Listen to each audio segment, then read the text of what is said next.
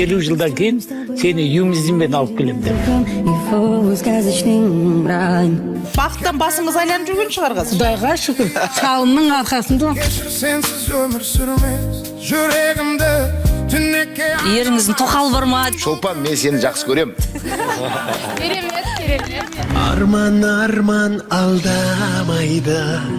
Ақ көйлек киген қыздарды көріп жылағым келіп, күйеуім арманымды орындады деп. Менің керім махаббатым.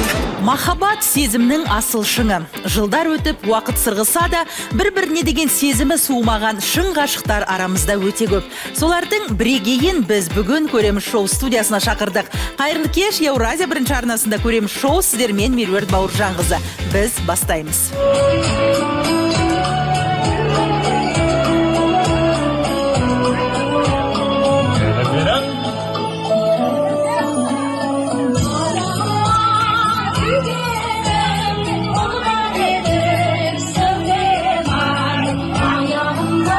Жасы 70-ке келген бұл әже шымкенттік Боранкүл Низова. Жолдасы Ербосын Молдабеков оны осыдан 50 жыл бұрын алып қашқан. Сондықтан ол араға жарты ғасыр салып, әжеміздің арманын орындау үшін оны қайта ұзатып алады.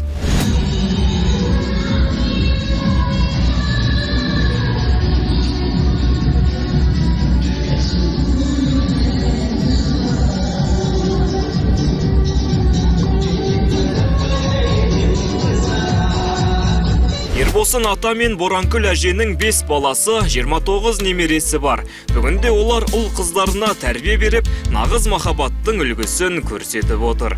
Давай построим с тобой новый мир и назовем его сказочным раем. Где океан искренней любви, мы в ней так сильно утопаем. 50 жыл бойы тату тәтті тұрудың құпиясы қандай? Бүгін көреміз. Ендеше студиямызға отасқандарына 50 жыл болған шымкенттік жұп Ербосын Молдабеков пен Боранкүл Низованы шақырайық. Қошеметтеріңіз.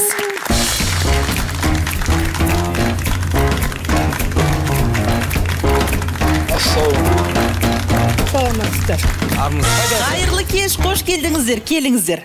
Қалдарыңыз қалай? Саламатсыздар. Жақсы. Қай жақтан келіп отырсыздар? Шымкенттен. Өзінен? Қазығұрт ауданынан, Шарапана елді мекенінен. Жақсы, керемет. Енді қалай 50 жыл бірге тұрып, енді той жасап жатқандарыңыз қалай кетті жалпы? Біз бұрында той жасағанбыз негізі, үйленген кезде. Бірақ бұл кісіні алып қашып келгенде уәде берген едім. 50 жылдан кейін сені юмизммен алып келем деп. Сол уәдемде тұрып, осы кісіні алып келдім. Керемет. Төркіннен барып, сойға қалмалын азырақ төледім, тағы анандай. Тағы төледіңіз ғой? Қанша төледіңіз құпия болмаса? Күріш майын анау-мынауын апарып. Азық түлік. О жақта кімге бердіңіз оны? Өрді қайным бар. Қара шаңырақ қой. Қара шаңырақ. Інісінде беріп, солар өрген қайтадан сөрден шығарып салды. Сөрді сақина тағып алып қалды. Сақина тақтыңыз ба? Керемет. Сол ертең уәде қылып, содан кейін алып келдік. Нағыз ер азамат екенсіз. ғой. Ау? Айтылған сөз атылған оқ дейсіз. Иә, бұл енді халыққа жаңадан естілгенмен, мен бауырларым мен бала шағамның арасында уже құлақтарына ондай қалғанда. Үйреніп қалды. Қашанға әкелесіз, қашан 50 жыл болсын, 50 болсын деп жақындатып.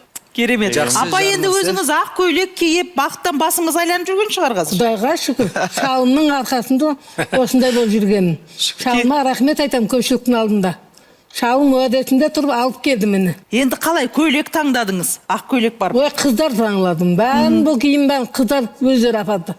Біз ішінерді тағыламыз. Нелерелерімізді қыздарымыз апарып өздері. Олардың біреуін де қылған жоқ. Белсебет, селсебетті білмейміз де. Иә, тойханаға кіріп келгеннің өзі қандай әдемі көрініс болды.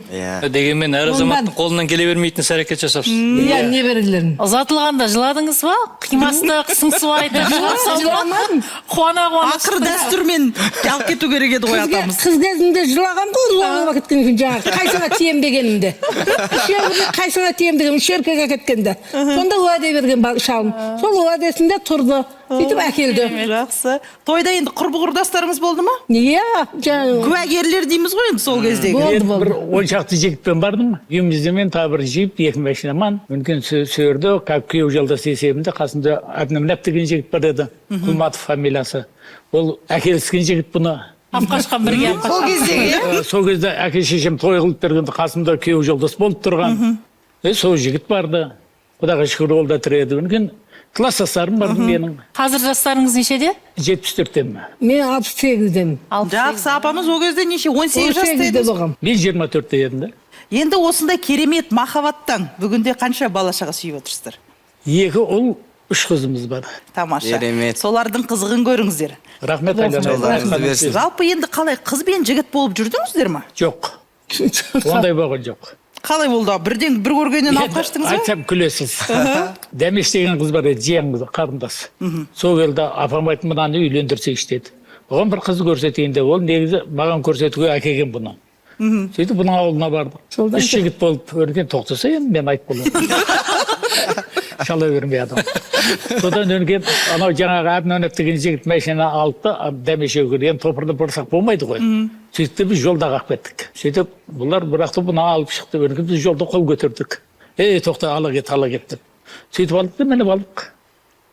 Сонымен өнген жолда таныстық, өттік, әмге барды, ояқа бардық, мияқа барды, сонымен үйге алып келдік қой, не керек. Біраз ішіп ағамыз өтір қайтуын. Содан кешке таман үйге барсақ, үйге барғанмен жатып ұйықтап қаттым, азанда қарасам, мынау есіктің алдын сыпырып жүр. Әкемнен сұрадым, мынау кім деп едім. Түнде үйленіп білмейсің ба дейді. Әке тиіскен жоқ ма, апарып тастай көрейінші бұны деді. Ақырын бетін ашам, бір қара қыз есіктің алдында жүрген. Ол да бір қарап қойды. Сөйтіп өнеген әкем айтмай, мынау қақпар екен енді, апарып. Әкем айтады. Деді балам дейді, қазір ақша қарасын алатыр, кейін ақша көбейген ағын әперем дейді. Әкеңізді жақсы еді. Сонан осы кісімен қалып кеткен, құдағай Алдап шүкір. қалдыңыз. Береді екен. Әйтеуір өкініш жоқ қой енді. Ешқандай. Бір-бірімізбен ұрысқан емеспіз. Ал енді апамыз қалай? Бәлкім апамызды бірден ұнатты ма екен сізді? Сіз қандай сезімде болдыңыз? Апқашып Мен жатқанда. 2 туғанға шейін кетіп қалатындай болып жүргем. Ол өзінің ішінде де бір. Сырты қара Айта көрінген алмайсың ғой енді. Сырты қара көрінген емес шақ сияқты ғой апаңыз. Сонымен қалдық қой, Құдайға шүкір міне. 5 бала сөйтіп, 7 немереміз бар, 2 шөбереміз бар. Тамаша, 2 баладан кейін не өзгерді? 2 баладан ешқандай өзгерген жоқ, қалатынға көзің жетті ғой. Көндіңіз ғой. Жоқ екенін ғана түсіндіңіз Жоқ, не қылдың ғой. Көндім дедіңіз ғой. Көндің ғой онекін. Ол кезде бұларға қарсы сөйлеу, айту жоқ қой, ішінен күйеп, ішінен жылап жүре беретіндемін ғой. Негізі атамыз қалай жас кезінде романтик болды ма? Не, романтик, әлі романтик. Сол қазіргі әрекетіне қарасақ, қазір романтик сияқты ғой. Сол кезде де романтик еді. Қалай еркелететін еді сізді? Боря дейді мені. Боря дейді.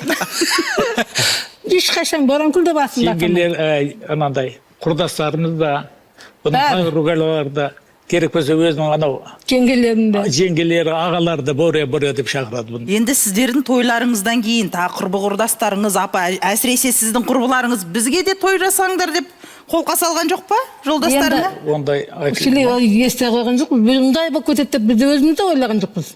Осыға шығамды. Адина деген небере қызым ғой. Түптөкке саз берген ба жаңағы? бір бәлем, бәрі сол Сол шығады. қылды ғой, алып келді ғой енді сол. Керемет, керемет. Келмеймін дедім, не бармаймын десем. Келгендеріңіз қандай тамаша болды. Оның Рахмет үстіне бір жағын сіздерге. ойладым. Жұрттар әр нәрсені жазып жатыр. Болмайтын нәрселерді жазып жатыр. Бірінші рет тойға енді үйленіп жатыр деп ойлап жатқандар бар ғой. Соны айтайық. Кейбірде сөйтіп ойлағанда. Бетімізді ашып келейік. Бүткіл телевизияда көрсін. Деп бір жақ соны екеуміз ойлап шықтық. Сонымен тақырыптың өзі бақыттымын өзіңмен. Дұрыс айтасың. Айта аласыздар ғой сөйтіп. Айта аламын сөйтіп. Неге бақытты емеспіз? Мен неберем айтады, бұл қандай, сендерден бақыттымын өзім деп қойыпсыңдар. Мен неберем айтады, бұл не деп айтамын да апа дейді. Қыздың, әжемнің қыз кезіндегі арманы деп айтасыңдар дедім. Әжемнің қыз кезіндегі арманын атам орындап жатыр деп айт деген едім. Ұзату, иә. Керемет, керемет. Өзіңіздің көңіліңізден шықты ма осы тойыңыз? Енді Бірінші тойыңызбен салыстырғанда? енді былай айтады Енді ғой. бірінші той баяғыда ғой, ол есіктің артында, үйдің артында, шатырдың астында. Шымкентте істедіңіздер ме тойды? Ұзын столдың үстінде, бұндай қандай еді? 76 жыл ғой ол қақы. Өздерің ойлаңдар. Палаткада деген. Иә, палаткіде. Керемет, тойларыңыз көп болсын үйде. Бір жастықта кәртейіңіздер. Аман болыңыздар, осы бала-шағаның қызығын көріңіздер. Рахмет. Шағын жарнамадан соң отбасылық өмірі мен контенті арқылы көпке танылған блогер жұппен танысамыз. Арна қосылы болсын.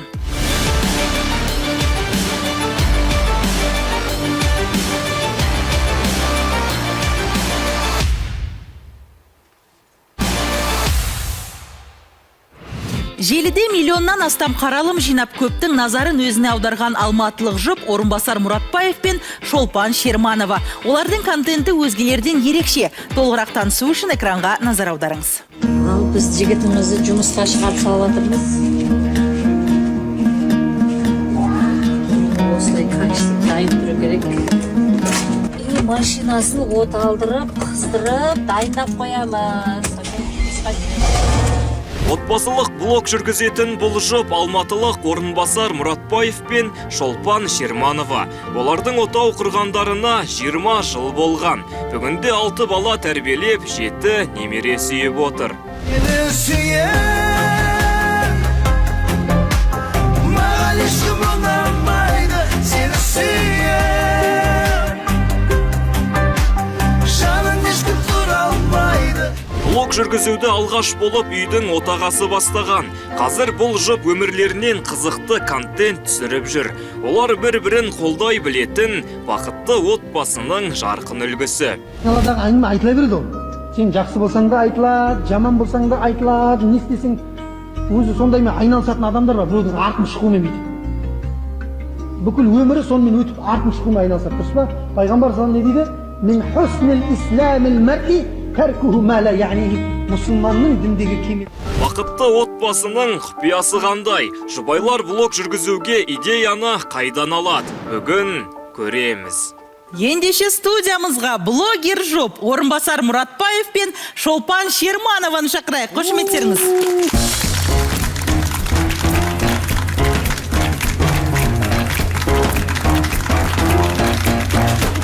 Қайырлы кеш.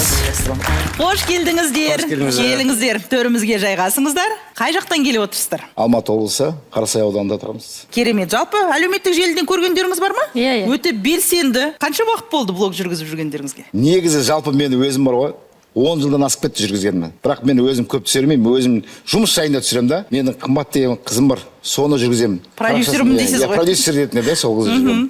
Енді кеше жақында келіншегіме түс сенде жүргізейік деген ғой. Сосын келіншегімді де кеше қосқам. Бұл видео мынандай мақсатпен түсірілді ғой. Еркек адамға деген құрмет шығарып сал, күтіп ал деген сияқты да.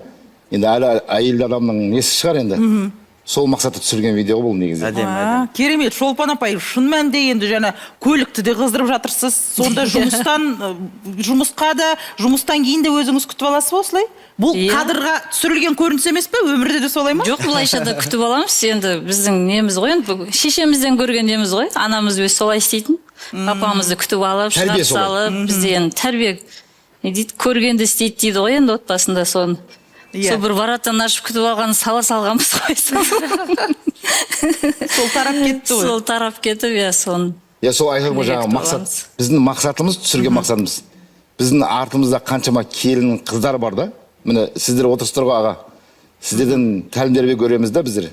Бізде артымызда қыз келіншектер күйеулеріне сондай құрмет жақсы мақсатта сондай күйеулеріңізді шығарып салып күтіп ал деген мақсатпен түсірген. Яғни бір тәрбиелік мәні бар контент қой сіздер. Сондайға түсіргенбіз, енді хейтерлер жазып жатыр ғой астында неше түрлісін. Хейтке қандай реакция болды? Бірінші рет алып тұрсыз ба хейт, бұған дейін де болды ма? Негізі менің хейтерге ешқандай нем жоқ. Реакция жоқ. Жазып жатыр ма, ондайға неміз жоқ. Қалай қабыл алдыңыз? Енді жауап бердім бір-екі хейтерлерге. Қызық болды да маған жауап берген. Бір-екі нелерге жауап бердім. Күліп жауап бердім. Солай ма дедім. Еріңіздің тоқал бар ма дегендей сұрақтар қойды маған. Қайдан біліп қойдыңыз дегендейлерді жаздым да, енді қызық болсын деп жаздым да. Бірақ енді Құдайға шүкір ондайдан. Ол сізді тоқтатқан жоқ па ары қарай блогыңызды жалғастыруға? Жоқ, енді оны не істеймін, ол адамның несіне аузына қақпақ бола алмайсың ғой енді. Саусақ бірдей емес дегенде өзіміз бақытты болсақ болды. Әрине. Контентке идея табу да оңай емес. Кімнің идеясы? Бүкіл идея менің идеям ғой. Идея осы кісіде шығады. Негізі, идеяның бәрін мен өзім жасаймын. Өзім идея келеді, сол идеяның бәрін өзім құрастырамын. Бір жерден алып тастау керек болады. Соны былай құрастырып, содан бір идея туындаймын. Монтажын бәрін өзің жасайсыз? Өзім жасаймын. Негізгі мамандығыңыз қандай? Мамандығым көп менің. Бәмбе ба? Продюсер де болып кетемін. Арасында киноға да түсемін, бизнес жолмен де айналысамын. Сауда саттықпен, в общем, бәр нәрсемен айналысамын. Керемет. Тек блогерлер жұбы емес, балаларыңыздың өзі қазір контент жүргізеді. Шүкір, балаларым да. отбасы ғой, иә, блогерлер отбасы. Бұл Шолпан ханымның іс әрекетінің бәрі келешектегі ұрпаққа өнеге үлгі болып тұр. Иә. Шариғатта айтады, әйелдің жұмағы еркегінің ризашылығында дейді. Иә. Оның іс әрекетімен келешектегі тәрбие өте үлкен жоғары бағалану керек. Көп балалы отбасысыздар. Шүкір Аллаға. Иә, немерелеріңіз де бар. Немереміз бар. Демек, келін бар ма, әлде күйеу бала ма? 2 келінім бар, 7 немерем бар. Ал келіндерге күйеу осындай талап қоясыздар ма? Ер азаматын осылай күту, сыйлау, Енді алдына мынандай қарсы ғой. алу деген сияқты. Айтпаса да Әлде көріп өздері жүрміз. айтпайсыз дей ма соны? Менің келіндерім былай болады, мәселен. Менің келіншемнен көргенде, қазір бұл жерде орамалсыз отыр енді. Менің қасымда рұқсат беріп қойған ғой енді. Үйде орамалмен, как положено орамалмен. Үйде үлкен кісі Бұдан бар. көрген үйде келіндер де орамалмен. Егер өзінің күйеуімен басқа жаққа кафеге бір шығатын болса, онда міндетті түрде күйеу рұқсат береді, жалаңбас жүруге рұқсат береді қасында. Өз еркі ғой. Шолпан ханым, мен жалпы өзіңіз қандай енесіз? Енді көңілді ене шығармын. Мен енді ананы істе, мынаны істе демеймін енді әйтеуір. Көмектесем өзімде бір жағынан сөйтіп жүремін енді келіндерге. Сен үйтпедің, бүйтпедің деген ондай әңгіме жоқ. Енді мен өзімнің енем бар қазір, өзім енемен тұрамын ғой. Қара шаңырақ. Иә, қара шаңырақтамыз ғой енді. Шешеміз 80-де. Енді 17 жастан бері сол кісінің қолында болғаннан кейін анамыз өсіріп сол кісіге бергеннен кейін енді ененің тәрбиесін алдық қой енді біз сол кісінің несін үйреніп Бұл жерде мынау бізде жаңағы видеоларыңыздың соңында хейтерлар енді обязательно жазады жаңағы күйеуің бүйтіп кетеді, сөйтіп кетеді, слишком қатты жағдайын жасап кеттің деген сияқты да. Осы жерде осы сіздің көзқарасыңызды білейікші, әйеліңіз осылайсың жағдайын жасаған кезде сіздің ішіңізде әйелге деген қадір құрмет арта ма, жоқ керісінше кішірейе ма, қандай өзгеріс болады, қандай қабылдау болады? Бәлкім мотивация беретін шығар, иә? Қадірлеуге көбірек Жалпы көмектесе ма? түсіндім сұрағыңызды, рахмет. Жалпы мен былай айтайын, ол жаңа хейтерлер жазады ғой мәселе, тоқалы бар дейді мәселе. Менде ондай нәрсе болмапты ше. Басқа Енді айтасыз ғой. Жоқ, ол айта береді ғой. Бізге ана әйеліңіздің сізді солай күткенін сіз қалай қабылдайсыз? Ұнайды ғой сізге. Маған ұнайды. Әйелім қандай киіммен болса да, маған сол қалпымды ұнайды мен. Иә, сіз әйеліңіздің өзін жақсы көресіз, киімін емес. Жақсы көремін, әйелім жақсы көремін. Қандай қалпында болса да жақсы көремін мен. Өте маңызды сұрақ, өйткені қазіргі жастар үйленбей тұрып, өздерін қалай ұстауды білмейді. Иә, қыз балалар еркелетіп жібермейін бе? Ашық шашық қыз ұнамайды. Бәріне тоқал шашпай қойын. Шолпан ханымның өскен жеріне қарай. Тектіден текті туады, тектілік тұқымы болады дейді. Ол келінге деген еркек адам талап қоймайды. Ол ұяда не көрсең, ұшқанда соны көресің дейді. Шолпан ханымның істеп отырған іс әрекетінің бәрі қазақи салт дәстүрге сай, сондай тәрбие көрген адамға ұқсайды. Дұрыс айтасыз. Шын мәнінде сіздердің контенттеріңіз қазіргі қоғамға, қазіргі жастарға өте қажет. Соны парақшамыздың астына жазыпты да. Енді мас, қара енді. Әркім өзінің ойынан хабар береді деген жазады ғой енді. Бәрінің вниманиясы парақшам астына. Жәндегідей, мынаның тоқалы бар, мынау басқа жаққа кетіп қалады, өзіне қара. Құдайға шүкір, келіншегім үйде үй киіммен жүреді. Қандай киіммен болса да ол үйдің киімі ғой енді. Үйдеміз ғой енді, сыртқа шықсақ енді әдемі болып шығамыз. Орамал тарту керек деп ойлаймын. Шаш жалбырап жүрмейді да біздің үйде. Құпия болмаса жастарыңыз нешеде? Мен 7 немере дегенге ойланып қалдым. Мен вроде қатты кәріге ұқсатпадым сіздерді. Жасым, менен енді айта берейік, бұл жерде менен 3 жас кіші бұл кісі. 3 жас үлкен енді. Кешегі сұрақтардың бәрі сіз үлкен көрінесіз деп жатыр ғой. Енді ол сондай, оны жасырмаймыз ғой енді. 3 жас менен кішілі. Жақсы, енді құпия мінекей дұрыс көреміз жолда, құпия ашылу керек. 3 жас кіші болған мен көбісі жазыпты парақшаның астына. Күйеуіңіз жас көрінеді деп ше. Жоқ, екеуіңіз де, мен оны екеуіңіз де жас көрінесіздер, өздеріңіздің жастарыңыздан. Махаббат жасқа қарамайды. 3 жас ол жас көрінесіз емес. Мен 7 немере бар дегенде ойланып қайтадан тыңдап отырмын. Құдай қаласа алла берсе осы айда тағы да 8-ші немереміз дүниеге келеді. Аллаға бұйырсын, иә. Әумин. Қызығын көріңіздер немере шөберелердің. Контентті байқадыңыздар ғой. Қалай сыйлау керек? Апа, келісесіз ба, дұрыс па? Осылай күйеуін еркелетіп жүрген? Дұрыс. Аға, сіз ұзатып алдыңыз ба, қалай алдыңыз? Алып қашып алдыңыз ба? Жоқ. Ұзатып алдыңыз ба? Жоқ, ұзатып алған жоқпын. Енді онда көрдіңіз ба, сізге үлгі мына кісінің жолы, сізге үлгі сіз де ұзатып аласыз 2 жылдан кейін. Ойланып отырмыз. Рұқсатпен деңізші. Жақсы. Шағын жарнамадан соң 3 рет кездесіп, отау құрған жұбайлармен танысамыз. Еуразия бірінші арнасынан алыстамаңыздар.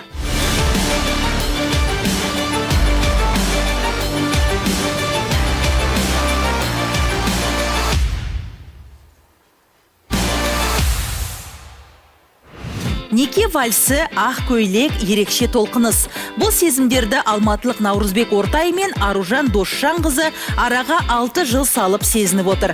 Бірнеше жылдан соң той жасаған жұппен толығырақ танысу үшін экранға назар аударыңыз. Арман алдамайды, самғап ұшып келем саған, қалай от боп лауламайды, махаббатым мен аңсаған.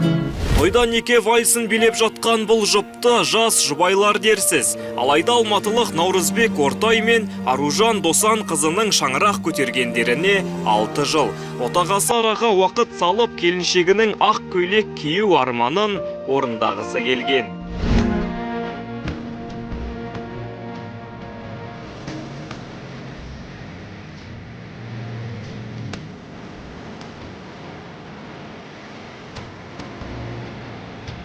Наурызбек пен Аружан бір-бірін алғаш көргеннен сәттен ақ ұнатып, 3 рет кездескеннен кейін отау құрған.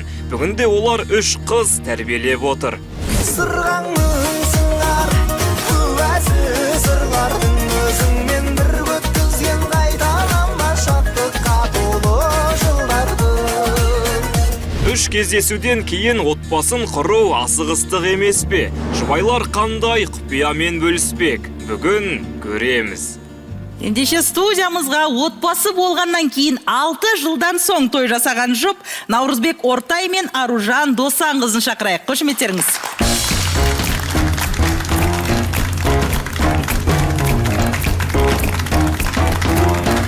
Қайырлы кеш. Қош келдіңіздер. Қалайсыздар? Қай жақтан келіп отырсыздар? Негізі мен Алматы қаласында осы Қарасай ауданында тұрамын. Осы жақта өскенмін. Негізі туған жерім Түркістан қаласы. Бірақ енді біз Шымкентте қыдырып жүрген кезде торговый центрда осы келіншегімді көріп қалдым. Сол жерде таныстық. Бұл кісі сол жақта тұрады. Енді на расстоянии отношения дейді ғой, солай болды. Жарты жылдай сөйлестік, жарты жыл ішінде 3 рет кездестік десем болады.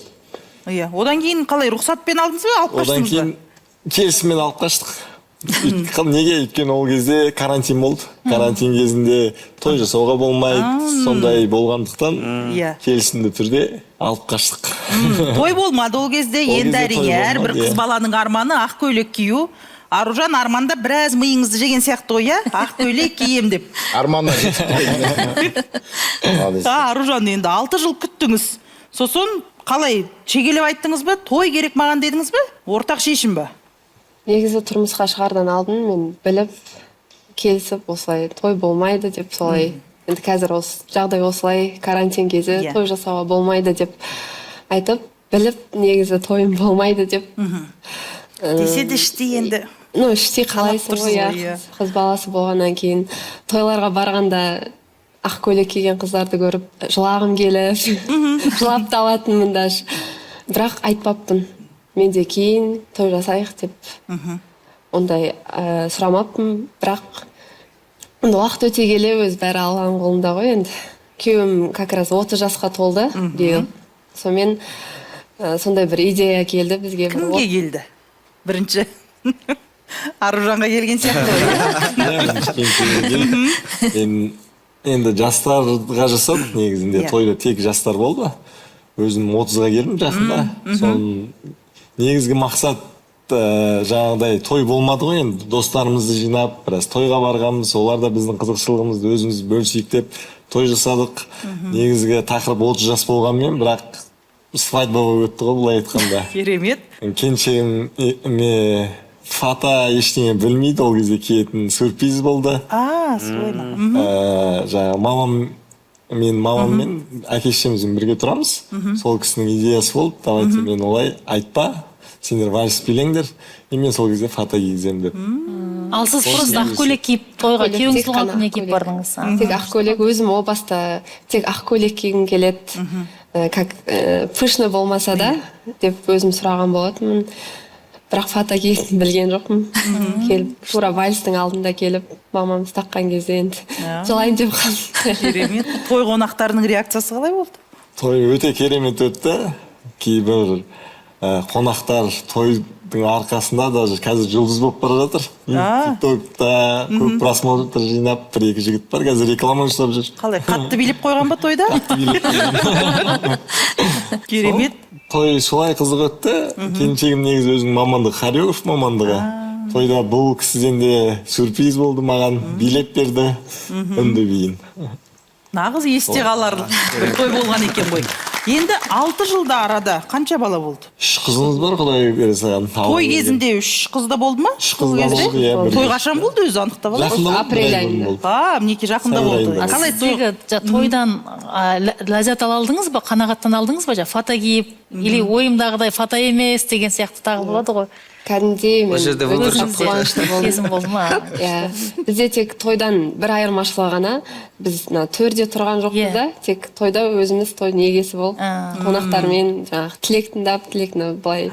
Қыздарыңыздың реакциясы қалай болды? Анасың, ақ фотомен, ақ көйлекпен көргенде.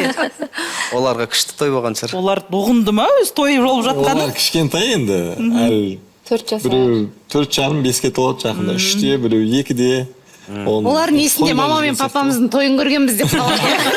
Есінде қалады. Иә, көбісі мысалы айтады ғой, балалар мен жаңағыдай сұрап жатады ғой, тойда мен қайдамын, мына видеода мен қайдамын. Иә, естерінде қалады. Бізде өзіміздің арамызда болды. Солай айтамыз. Құдағилар қалай? Төс түйістірді ма тойда? Жоқ, төс қағысты ма? Қалың мал қайттан берді дейді. Тек жастар жағы болды. Үлкен кісілер болған жоқ, достарым, туысқандардан да жаңағы нағашы қайын жағынан тек жастар шақырды. Қыздарым ауық келіп айтып қояды, мама әдем болып тұрсың сен, сұлу болып кетсің. Бұл да бір жабылмаған гештальт болды ғой, иә? Иә, біз Инстаграм, ТикТокқа салдық, сол видеоларды мен жазып қоям ғой. Енді жыламайтын болдым, тойға барғанда күйеуім арманымды орындады деп астына комментарийге жазып жатқандар өте көп болды. Жаңағыдай мен де кимедім, мен де кимеген едім, мен де жылаймын деп айтып жатқандар. Біраз ой салдыңыздар ғой енді. Бәрі айтып жатыр, 10 жылдыққа осылай жасасақ болады екен, 5 жылдыққа осылай жасасақ болады екен, әлде де кеш емес екен. Жақсылықтың ерте кеші жоқ. Тойы көңілінен шықпаған адамдар да қайттан жасайды ғой, мысалы. Бұрынғы тойы жаңағы құда-құдағилардың бір-бірімен кет алмасу үшін жасалған еді, ал менің ойымдағыдай той басқаша болсын деп жасайды ғой. Ең кереметі балалардың көргені қызық екен. Балалардың той, менің бір ағамның кішкентай қызы бар. Сендер үйленгенде мен қайда болдым деп әлі жылайды. Айқай шығар. Қыздар сұрамайтын болды енді. Жалпы енді сонда сіздер контент жүргізесіздер ма? Қалай? Блог жүргізесіздер ма? Енді оның алдында да 1-2 видео салғанбыз, көп просмотр жинаған, 1,5 миллиондай, бірақ берге бір былай видео қарап сөйлеу емес, көбінесе жаңағы билеп тойда солай видеоларға да. Ұзату жасау ойыңыз жоқ па? Енді ортамызда Ерасыл Манабай отыр, блогер. Енді бұл да бір енді бастап келе жатқан жас блогерлердің бір маркетингтің қадамы емес пе? Қалай ойлайсыз? Мен өзім негізі 2018-ден бері осы салада айналысып келем. Бірақ мына кісілерге бұлардың енді бастап келеді өздері үшін ғой, өздерін көрсету үшін, өздерінің қызықтары үшін түсіріп жатқандар енді жақсы жағынан түсіріп жатыр ғой. Яғни мұндай контентті біраз оқырмандарды әкелген шығар сіздерге. Иә. Қанша оқырмандарыңыз бар? Көп емес. Өтімді ма? 5,000 солай ғана. Қанша? 5,000. Қазір оқырмандарыңыз бар, иә? Енді аға апамыздың тойын салсаңыздар, өтіп кетесіздер. Пәленбай миллион контент жиналады. 50 жылдан кейінгі тойыңыз. Иә? Солай ғой. Сіздердің қанша оқырмандарыңыз бар? Неде? Инстаграм, ТикТокта ма? Иә, жалпы әлеуметтік желі. ТикТокта уже 7 мыңға жақындап қалды деймін мен. Инстаграмда менде 5 мыңға жақындап қалды ол да қайтадан. Негізі ол да миллиондап жинаған. Иә. Бірақ 5 мыңға оқырман кеп қалды да. Охваты уже 2 миллионнан асып отыр ғой. Таза ғой енді, таза қосылып жатқан. Тірі адамдар.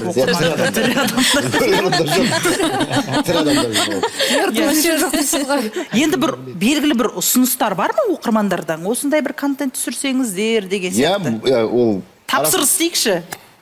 Арасында енді осы қалыппен тағы да андай, общем, былай түсіріңдер деп жатыр ғой бізге. Келіншегіңізді әдемілеп түсіріңіз дейді да. Бірақ ертең ол әдемді түсірсем, ол қашанға дейін әдемілей беремін. Салонға барыңыз деген. Мен өз ойым былай шығармақшымын негізі.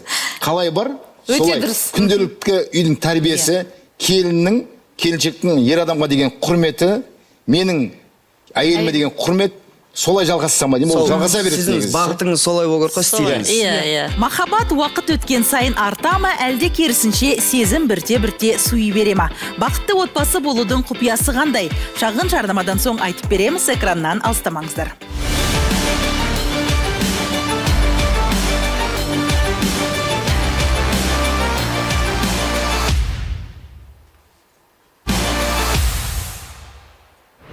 Эфирде көреміз шоу, біз жалғастырамыз. Сіздер қалай ойлайсыздар? Ұзақ бірге тұрудың құпиясы неде? Қазіргі жастарға сіздер сияқты осындай үлгілі отбасылардың кеңесі өте қажет. Ата, қалай ойлайсыз? Атадан емес, ападан сұрайықшы. Екеуінен де сұрайықшы. Енді өзің семьяңмен жақсы тұрсаң, ең жақсы сол емес па? Бір қазақ айтады ғой, некеме мәдени ғой, алыс жол ғой, оғанда бару үшін қаражат керек қой дейді. Одан да әкең мен шешеңді құрметтеп сыйла, соның өзі некеден мәдениеден кем емес қой дейді. Біздің осы той істеп берген неберелеріміздің тойы, балдарымыздың тойы некеден мәдениеден кем емес қой деп ойлаймын мен. Сыйластық. Бір-біріне деген сенімділік. Негізі көпшілігі әйелден шығады. Әйел еркектің бір сөзден қалса, сол семья жақсы болады деймін. Себебі өзім осы қышын бетіне қарсы келмеппін. Былай шетінен жылағанмен, ондай көрсетпей. Сенікі мында қисық екен демеппін. Үннен кейін бе шалымда мен айтқанымды вообще жоқ демейді. Бір-бірімізде еш сен деген жоқпыз. Құдайға тоба деп айтамын. Міне 50 жыл отандастым. Соған бала шағаларымызды сол біздің тәрбиемізді көрген, айтқанымызды естіп үйренген, тойда жаңа белсебет неберлер ғой оны шығарған. Қыздарым да емес ол белсебетті. Небірем 7 айға тиген күйеуге. Сол небірем ұйымдастырған ғой соның бәрін. Соның бәрін біздің тәрбие шығар деймін да. Бізден көрген соның өздерінің ойын шығарып, жұртқа көрсетіп отқан. Керемет. Енді қазіргі жастар ата-ана болудың бір тәртібін, мәдениетін іздейді, отбасы болудың бір формуласын іздейді. Жалпы бақытты отбасы болудың бір формуласы, ережесі бар ма? Қалай ойлайсыздар? Баршаңызға ортақ сұрақ. Ата мен апа сияқты 50 жыл отау құрған бір ападан, семьядан осындай өзің сияқты сұрақ қойып. Осы 50 жыл отау құрғандарыңыздың сыры неде деп. Ой, әке, мен айт десең айтып берейін.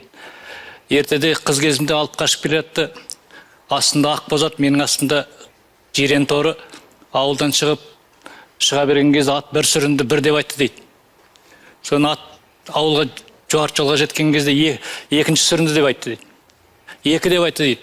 Тура үйге жете бергенде үшінші сүрінгенде ат түсіп, атты бауыздап жүрді. Әй әке, мынауың не енді? Аттың не жазығы бар? Алып қашып келетқан мен десегенде бір деп айтты дейді. Әкем содан бері 2 мен 3 айтқызып көрген жоқпын деп айтты дейді. Сол сияқты дұрыс айтады апа. Әйел адамның тілінде не нәрсенің бәрі. Мен онымен келісе алмаймын бірақ. Неге?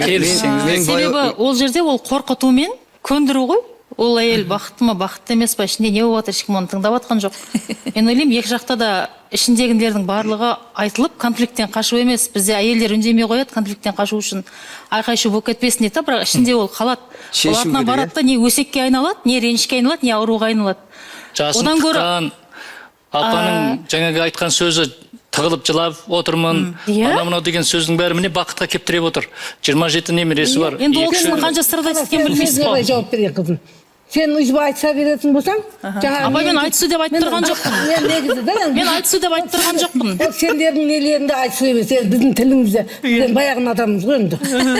Түсініп тұрмын апа, ол заманда ол норма болды. Сондай болды. Бірақ қазіргі заманда қыздарды олай өсіре алмаймыз біз қазір. Сөзін тоқтатып. Адамның әйел менен еркекті бір теңдік қылып қойды. Әйелге билікті беріп қойды.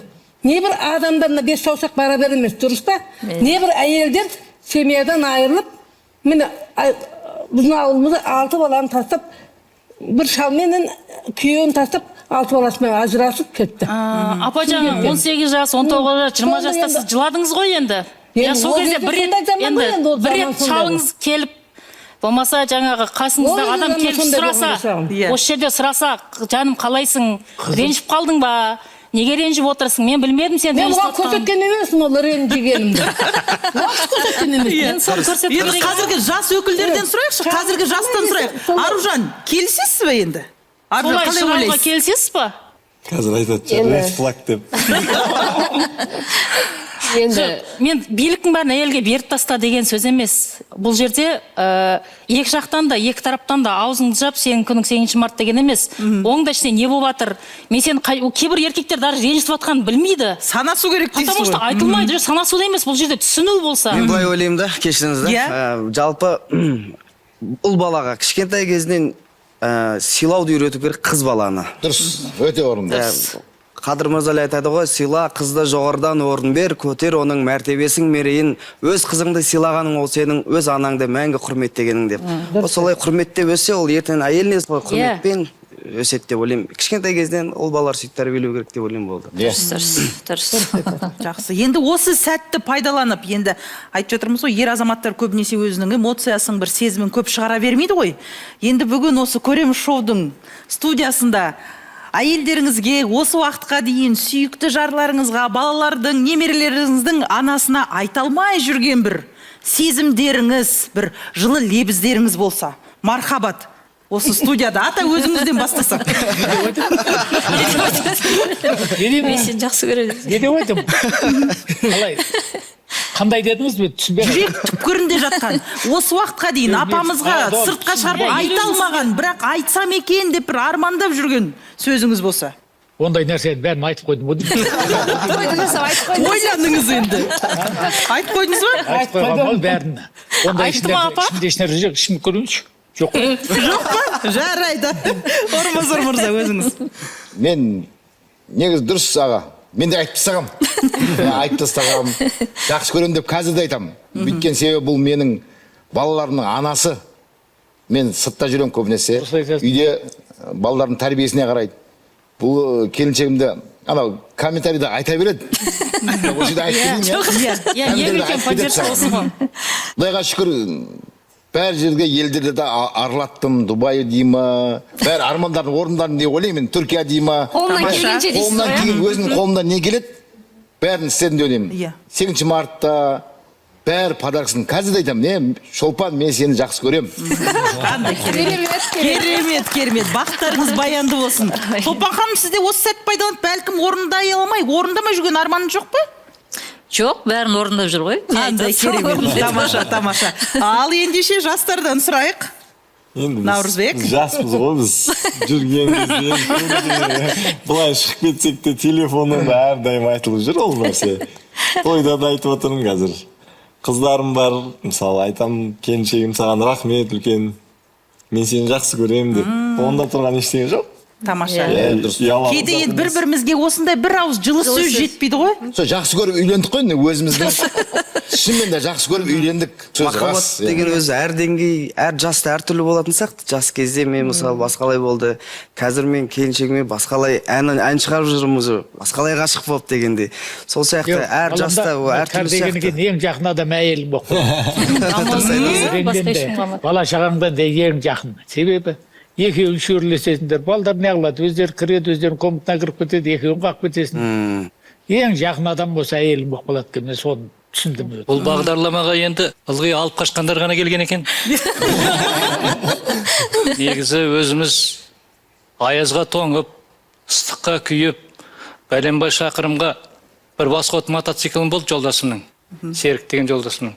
Әгі байқұстың фары да жанбайды. Күндіз жетіп алам. Таңға жуық қайтасың айдың жарығымен. Сол сияқты күйіп жанып, бәленбай жыл жүгірдік артынан. Енді сол кезде ертеде мына ата мен апа сияқты ерлі зайыпты біреу апасын басынан тоңқ өткісі бір ұрыпты. Өй шал, сен қартайғанда немене алжыдың ба десе, сен қыз кезіңде маған көп қиындық көрсеткенсің. Сол сияқты біздерде жігіт болып, жасты қыздарға ғашық болғанбыз деп. Негізі сүйіп, ұнатып алған жақсы да өзіңнің көңіліңмен. Енді мына кісілерге қарасам, сол сүйіп қосылумен екеуінің айырмашылығы болмай тұрма деп тұрмын. Білмейді кімді алып келген. 50 жыл отасып, ол енді нақты әйел адамға байланысты ғой. Шын мәнінде енді отбасын жақындастыратын ол дастархан ғой. Шай ішіп шүйіркелесіп отырып, не бір сезімдер айтылады, не бір әңгімелер айтылады деген сияқты. Енді бүгін біз студиямыздың қонақтарын шынайы бір нағыз махаббатының куәсі болып отырмыз. Сол сияқты мен өзіміздің де еш қоспасы және боямасы жасалған Байджек классик деп аталатын шайымызды ұсынғым келеді. Неке қараңыздаршы, түсі қандай керемет. Енді осындай бір әдемі нотада барлықтарыңызға, отбасыларыңызға амандық, дендеріңізге саулық тілей отырып, бүгінгі бағдарламаны Самат Жанғазиновтың «О махаббат» әнімен аяқтасақ.